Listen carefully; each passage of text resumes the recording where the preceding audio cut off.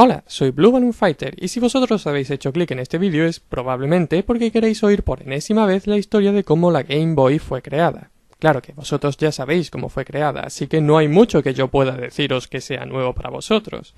Así que empezaré desde el principio contándoos lo que ya sabéis. Este es Gunpei Yokoi, padre de la mayoría de los juguetes originales de Nintendo, de las pistolas de luz de Nintendo y por supuesto de las consolas portátiles de Nintendo. Yokoi se encontraba a la cabeza de la Research and Development One Division, la primera de las divisiones de Nintendo que se encargaba específicamente de diseñar los nuevos productos que sacaría la compañía. Este equipo creó el primer juego electrónico de Nintendo, el Laser Clay Shooting System, que básicamente consistía en alquilar boleras, poner una pantalla sobre la que se proyectaban patos hechos con luces y disparar a esos patos con una pistola capaz de registrar si estaba enfocando hacia una fuente de luz o no. Básicamente esto es una versión primitiva del Duck Hunt, pero lo importante de esto es que este juego hizo que Nintendo empezara a enfocarse en crear más juegos electrónicos. Tras el éxito del Laser Clay Shooting System, el Research and Development fue dividido en tres secciones. La sección 2 y 3 se quedaron haciendo juegos de arcade, mientras que la sección 1, que todavía estaba presidida por Gunpei Yokoi, empezó a trabajar en nuevos proyectos, cosas que fueran distintas a nada que hubiera hasta entonces. Cuenta la leyenda que un día sobre aquella fecha Gunpei Yokoi iba viajando en tren y le llamó la atención cómo un hombre para entretenerse jugaba con su reloj electrónico. Y esta visión despertó la imaginación de Gunpei Yokoi, el cual empezó a pensar en que un dispositivo con una pantalla de cristal líquido podría ser una buena plataforma para crear juegos.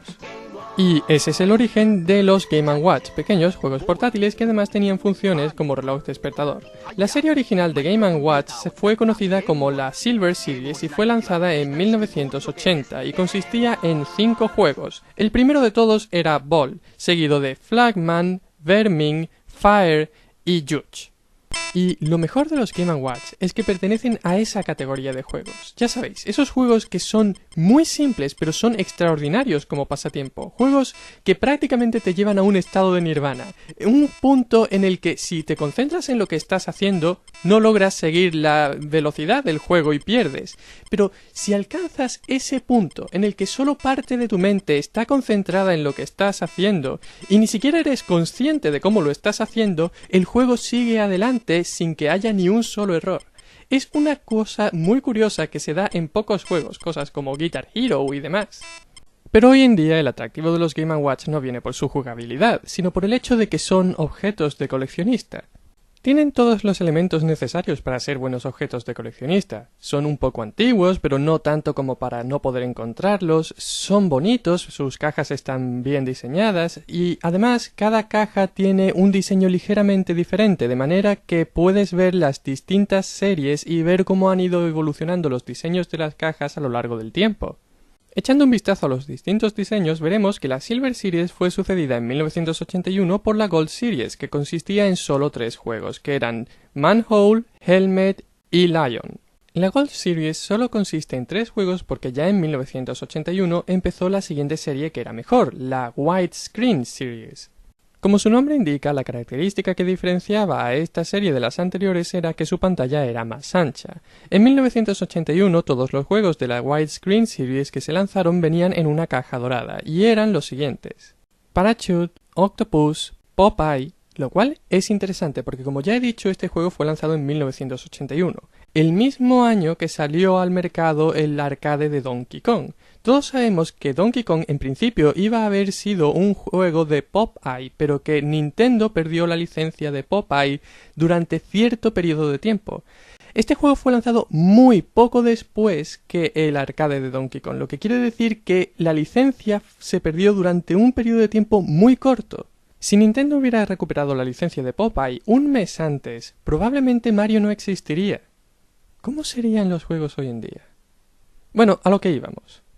Chef, seguido de Mickey Mouse, lanzado el mismo día que Egg, que era el mismo juego pero con personajes que no estaban registrados. Se ve que aquí Nintendo estaba andando con pies de plomo para no tener el mismo problema que tuvieron con Donkey Kong. Y el último juego de la Widescreen Series, lanzado en 1981, fue una reedición de Fire, el título de la Silver Series. El año siguiente, en 1982, se lanzaron muy pocos juegos de la Widescreen Series. De hecho, el diseño de tanto estos juegos como de sus cajas cambió. Las cajas pasaron de ser doradas a plateadas, al igual que los juegos pasaron de estar chapados en dorado a estar pintados de negro. Esto hace que se parezcan bastante a los mandos de la Nintendo Entertainment System, aunque en realidad solo dos juegos tuvieron este aspecto, Turtle Bridge y Fire Attack. El último juego de esta serie es Snoopy Tennis y muestra una especie de estadio intermedio, con la caja plateada pero la carcasa de las Game & Watch antiguas. Bien, hasta este punto Nintendo había seguido la estrategia de lanzar una serie de Game & Watch y solo lanzar juegos para esa serie hasta que se le ocurriera una serie mejor, y entonces empezar a lanzar juegos solo de la nueva serie. Pero a partir de ahora Nintendo se diversifica y crea varias series característicamente distintas de Game & Watch. Series que no son diferentes porque una sea tecnológicamente superior a la anterior, sino porque tienen objetivos distintos. De hecho, hay casos en los que Nintendo lanzó el mismo juego para distintas series aprovechando las cualidades de cada una de ellas. Casos como Donkey Kong Jr., que salió prácticamente para todas las series. Echemos un vistazo a cada una de estas series, empezando por la primera en quedar obsoleta, la Game & Watch Tabletop. Aunque originalmente en Japón esta serie no pertenecía a la línea de productos Game & Watch, o por lo menos no se anunciaba como parte de la línea de productos Game & Watch. En lugar de eso se hacía llamar la Color Screen.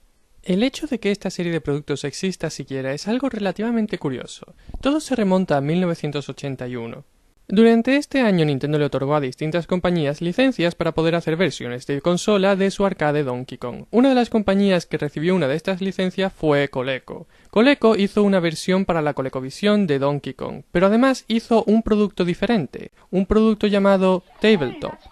La línea de productos Tabletop de Coleco consistía en conseguir licencias de los arcades más populares por el momento, cosas como Donkey Kong o Pac-Man, y hacer versiones portátiles de los arcades. Lo cierto es que Coleco hizo un trabajo bastante respetable. Los Tabletop eran muy parecidos a los arcades originales. De hecho, tenían su propia fuente de luz y tenían sonidos parecidos a los de los arcades originales. Claro que esto tenía un problema. Los Tabletop de Coleco necesitaban 4 pilas C y las gastaban en cuestión de horas. Los Tabletop de Nintendo eran mucho más modestos. No utilizaban sprites luminosos, sino que utilizaban su pantalla de cristal líquido como cualquier otro Game & Watch. Para dar la sensación de que estaban emitiendo algo a color, simplemente hacían que la pantalla de cristal líquido cubriera de negro todo lo que no quisieras que el jugador viera. Es decir, en el fondo de la pantalla están dibujados a color todos los personajes, y se iluminan, o mejor dicho, se oscurecen todos los que no están activos en ese momento. Básicamente, estos juegos tienen unos gráficos que funcionan al revés que los del resto de las Game & Watch. Por supuesto, con este sistema se necesita una fuente de luz externa para poder jugar a estos juegos, cosa que no ocurría con los Tabletop de Coleco. Pero los Tabletop de Coleco, como ya hemos dicho, gastaban las pilas muy rápido. Sin embargo, los de Nintendo decían que solo gastaban 2 pilas C, la mitad que la de los de Coleco, y tardaban 3 años en consumirlas por completo. La lista de tabletops de Nintendo consiste en Mario's Cement Factory, que es probablemente el juego de Mario más aburrido de la historia, Donkey Kong Jr., Snoopy y Popeye. La sucesora de la serie Tabletop de Nintendo fue la serie Panorama Screen, que al no intentar recrear la forma de una cabina de arcade era mucho más portátil.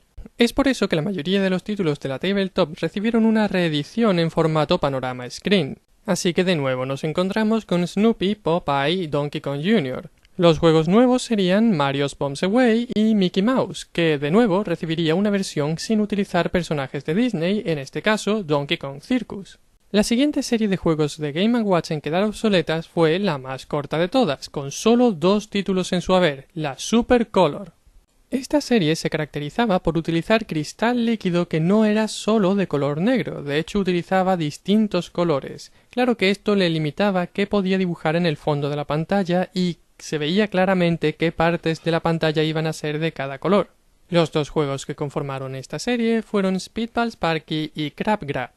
La siguiente serie de juegos Game & Watch estaba inspirada en el Versus System de Nintendo, que era un sistema de arcade para 2 jugadores, y se llamaba Micro Versus System. Estas Game & Watch tenían un diseño muy ingenioso. La parte principal de la máquina, donde estaba la pantalla, era además un estuche, y cuando lo abrías encontrabas dentro 2 mandos que estaban conectados a la máquina principal para que cada jugador pudiera jugar con cierto espacio entre los dos.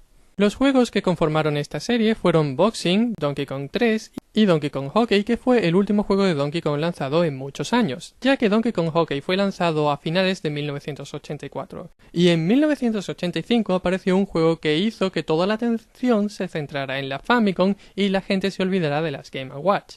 Después de este juego, la idea de que los juegos se basaran en el número de puntos que eras capaz de conseguir dejó de ser algo normal. Lo más normal eran juegos que eras capaz de pasarte.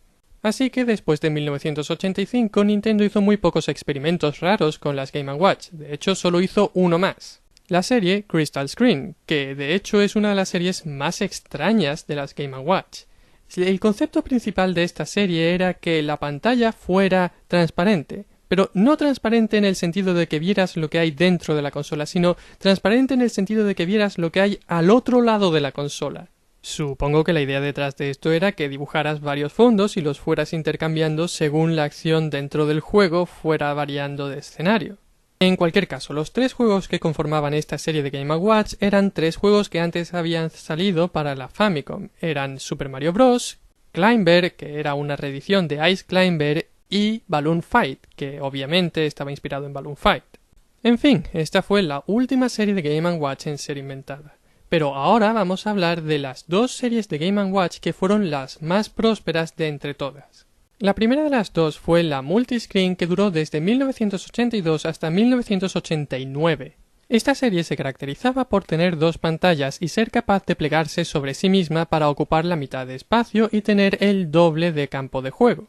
Los juegos que la conformaron fueron Oil Panic, Donkey Kong, el primer juego con un D-pad, Mickey y Donald, en este caso no hubo ninguna versión alternativa sin personajes de Disney, Greenhouse, juego que fue la inspiración del Donkey Kong 3, sí, una Game & Watch inspiró un arcade, aunque normalmente era al revés, como en el caso de Donkey Kong 2, que estaba inspirado en Donkey Kong Jr., y Mario Bros., donde la única inspiración parece que fue el nombre, porque el juego no se parece en nada al arcade, básicamente son Luigi y Mario trabajando en una fábrica de botellas.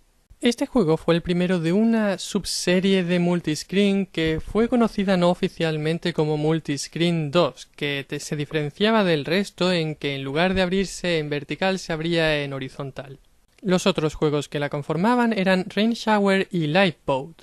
Volviendo a las normales, tenemos Pinball, que precedió al Pinball de la Famicom, Blackjack, Squish, que está inspirado en Devil World pero con un cambio de reparto para que no haya censura, Bomb Sweeper, Safe Buster, Gold Cliff y Zelda. Os habréis fijado, o tal vez no, en que las cajas de estos últimos 5 juegos son mucho más coloridas que la del resto de los Game & Watch. Y también es posible que os haya llamado la atención ese sello amarillo que pone Pocket Size Nintendo Game & Watch. ¿A cuento de qué viene todo esto? Bueno, no es que sea información muy importante, pero como ya os he dicho, parte del valor de los Game & Watch es que son objetos de coleccionista. Y en este sentido hay que hablar de las distintas versiones que hay de cada Game & Watch. En Estados Unidos de América y en Canadá, algunos de estos Game & Watch fueron lanzados en unas cajas que eran distintas de las del resto del mundo, que tenían ilustraciones mucho más elaboradas, bajo el nombre de Pocket Size. Lo curioso del caso es que parece que en algún momento Nintendo de Japón decidió incluir el término Pocket Size en la carátula de los juegos que ellos mismos lanzaban en todo el mundo. Cosa un poco rara. Básicamente lo único que interesa saber de esto es que si tenéis una caja de Game & Watch que pone Pocket Size, es posible que valga más dinero que cualquier otra. Pero me estoy desviando del tema. Pasemos a ver la última de las series de Game & Watch que nos queda, la que duró más tiempo que ninguna otra. La serie New Widescreen, que fue desde 1982 hasta 1991. Claro que el caso de 1991 es un caso especial y ya lo explicaré más adelante. Lo especial de esta serie era que no tenía nada de especial.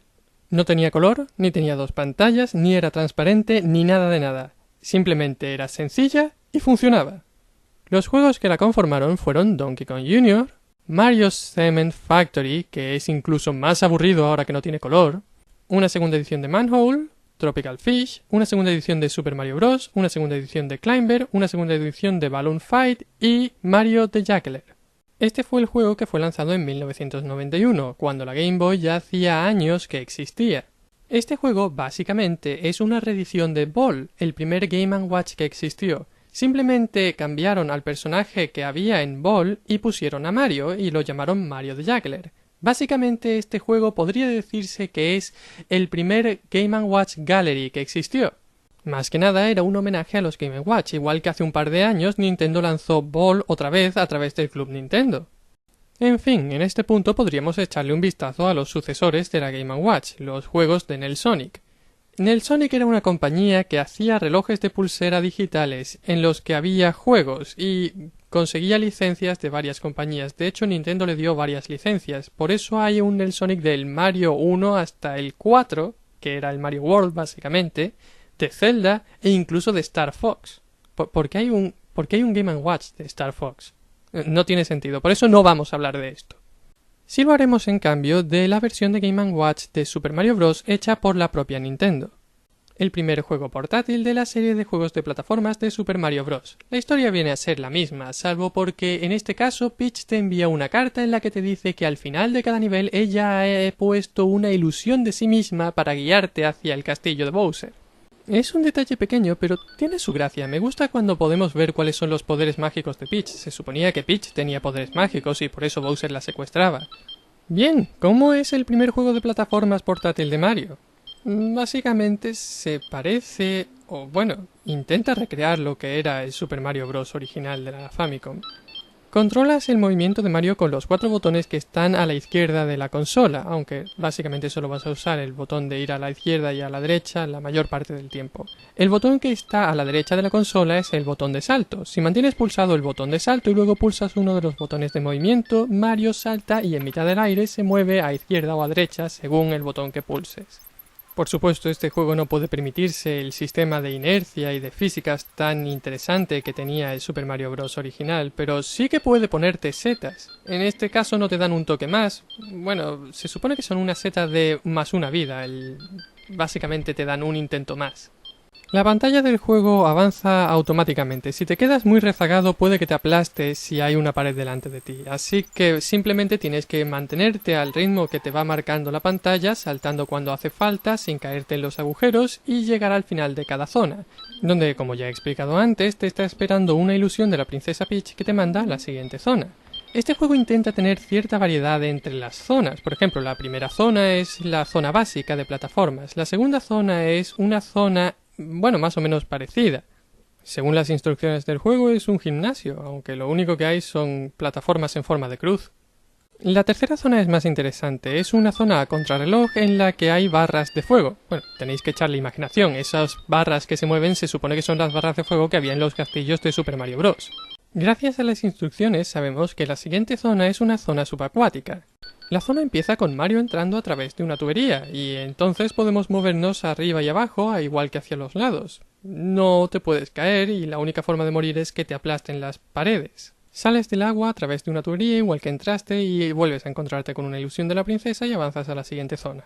Esta zona es la más estéril de todo el juego y con eso quiero decir que no hay nada, simplemente es una zona en la que vas saltando mucho. Con nada quiero decir que no hay ningún bloque del que pueda salir una seta, ni ninguna estrella ni nada.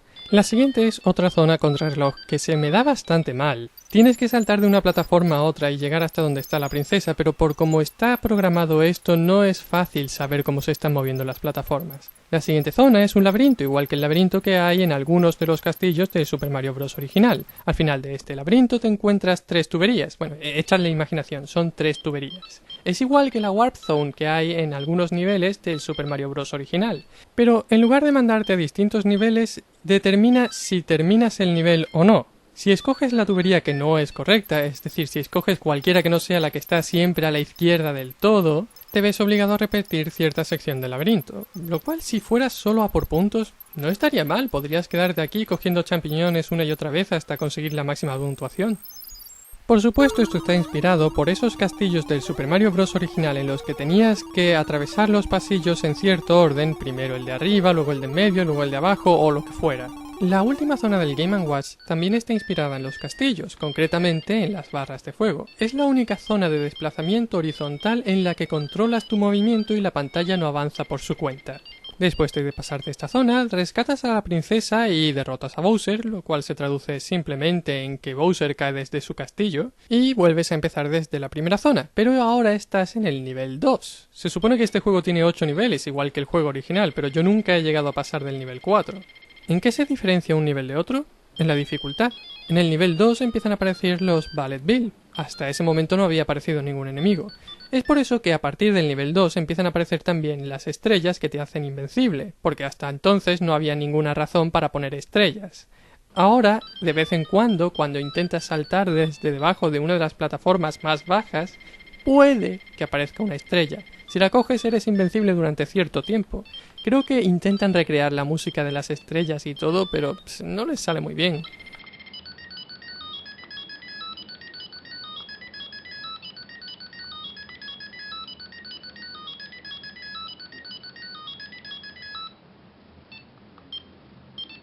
Otra de las cosas del Super Mario Bros. Original que este juego intenta recrear es el código de continuar. ¿Os acordáis de que si pulsabais A y Start en el juego original, continuabais desde el último punto en el que hubierais muerto?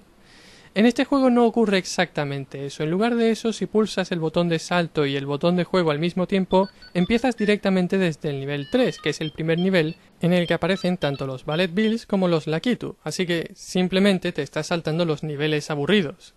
En resumen, este juego intenta ser Super Mario Bros., pero no termina de conseguirlo. Claro que era imposible que lo consiguiera, esto es una Game & Watch. Y como ya he dicho antes, las mejores Game & Watch son las más sencillas. Es por eso que la Game & Watch de Zelda tampoco es nada del otro mundo. Bueno, y más que intentar recrear el Zelda original, está intentando recrear el Zelda 2. Lo cual ya de por sí es un poco raro, debería haber intentado recrear el más popular, pero... bueno, supongo que el Zelda 2 está también bien, así que ¿qué más da? Si queréis saber más sobre cómo es la Game & Watch de Zelda, tengo un vídeo por ahí en el que me paso el juego entero. Claro que tampoco es un vídeo muy entretenido, así que vosotros veréis. Con eso quedan cubiertas todas las Game & Watch que hizo Nintendo. Pero aparte de las Game & Watch, Nintendo lanzó otro producto en su línea de juegos portátiles. Concretamente, en 1983 Nintendo lanzó la Computer Mahjong Yakuman. Y curiosamente en este pequeño mahjong electrónico aparecieron por primera vez algunas ideas que después serían características de la Game Boy. Concretamente, gráficos compuestos por una matriz de puntos en la cual se oscurecían algunos para formar imágenes distintas. Y la opción de conectar dos consolas mediante un cable obteniendo un modo multijugador en el cual cada jugador tenía su propia pantalla y no podía ver las fichas de su oponente. Este cable fue el origen del cable Link de la Game Boy. Nintendo debía de estar muy orgulloso de la Computer Mahjong Yakuman porque cuando lanzó la Game Boy en 1989 uno de los primeros juegos que salieron para ella fue un juego de Mahjong en el cual se utilizaba el cable Link exactamente igual que se habría utilizado en la Computer Mahjong Yakuman.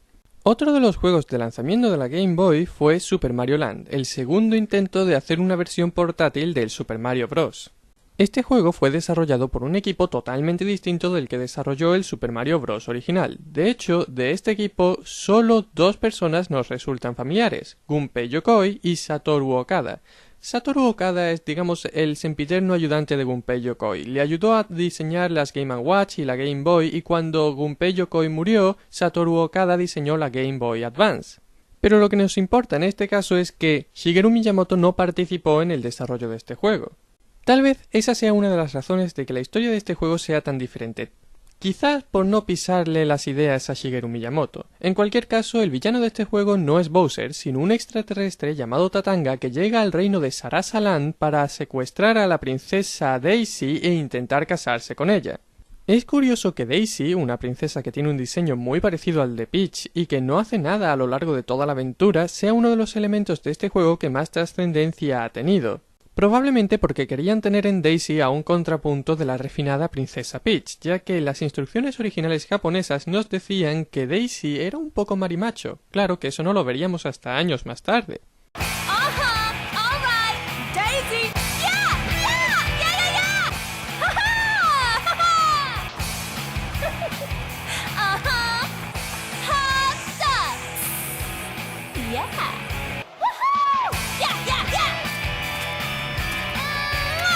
Y el otro elemento que ha hecho que Daisy ganara popularidad es su relación con Luigi, que existe simplemente para que haya simetría entre Mario y Luigi.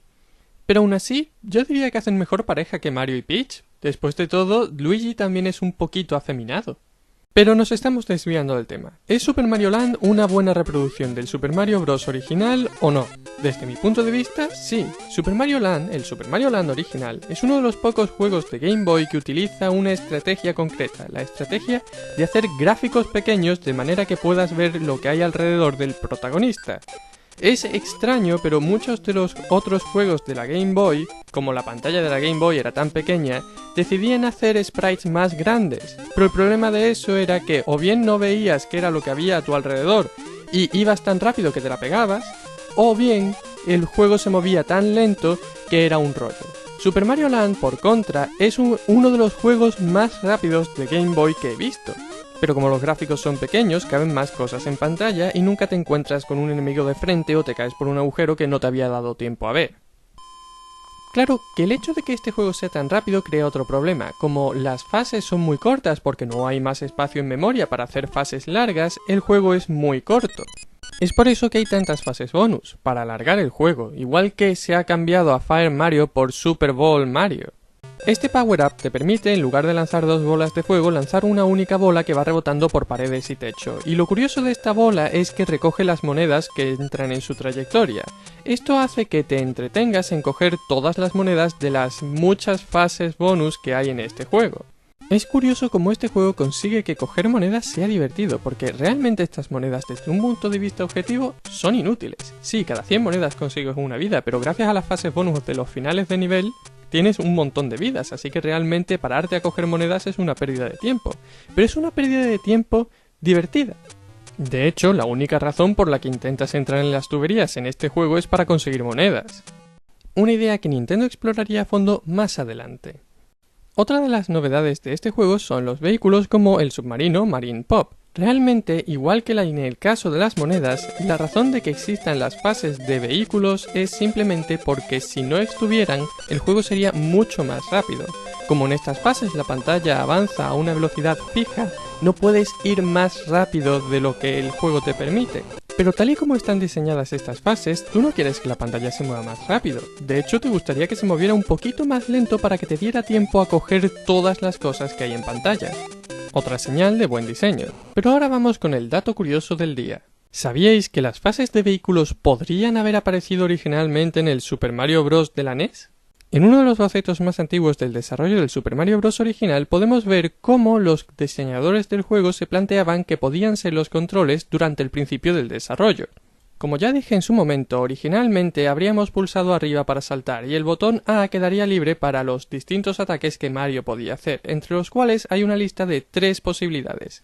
La primera es patada, que está reservada para momentos en los que Mario no tiene ningún vehículo, y las otras 2 opciones son un rifle y una pistola de rayos. Según Miyamoto, Mario habría utilizado estas armas cuando estuviera volando en una nube, lo cual, desde mi punto de vista, habría creado niveles parecidos a los que vemos en Super Mario Land. Y la guinda del pastel es que Shigeru Miyamoto asegura que al principio del desarrollo Mario no iba a volar encima de una nube, sino que iba a ir montado en un cohete. Hay que reconocérselo a Gunpei Yokoi. Incluso en una consola menos potente, él triunfaba donde otros solo lo intentaban. Un pequeño paso para un fontanero, pero un gran paso para un ingeniero de producción. ¡Hasta la próxima!